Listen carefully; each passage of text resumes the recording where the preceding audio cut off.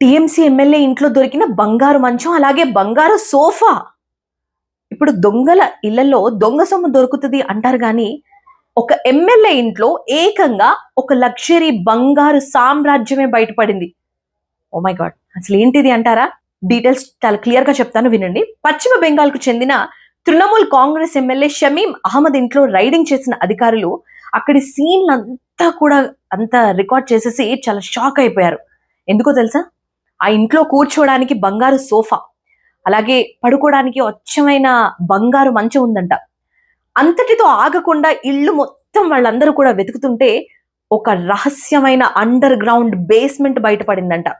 So ఆ secret room ను open చేసి చూస్తే అందులో కిలోల కొద్ది బంగారం కుప్పలుగా దొరికిందంట. సో ఇంట్లోని ఫర్నిచర్ మొత్తం కంటికి కనిపించేదల్లా సువర్ణమయం చేసి పెట్టడంతో దర్యాప్తు అధికారుల మైండ్ అంతా కూడా ఒక్కసారిగా బ్లాంక్ అయిపోయింది. అండ్ అలాగే వీటితో పాటు స్విమ్మింగ్ పూల్, పెద్ద పెద్ద లాన్లు, తోటలో జింకలు, పులులు, అలంకరణ విగ్రహాలతో ఒక రేంజ్ లో లగ్జరీగా ఉన్నట్టు తెలిసింది. ప్రస్తుతం ఈ సోదాలు ముగిసిన పోలీసులు ఆ ఇళ్ల చుట్టూ చాలా గట్టిగా అందరూ కూడా సరౌండ్ అయి ఉన్నారంట. లీడర్ల ఇళ్లలో ఇంత బంగారం కానివ్వండి, ఇంత లగ్జరీ సొమ్ము ఎక్కడి నుంచి వస్తున్నదో కొంచెం ఆలోచించండి మీరంతా కూడా.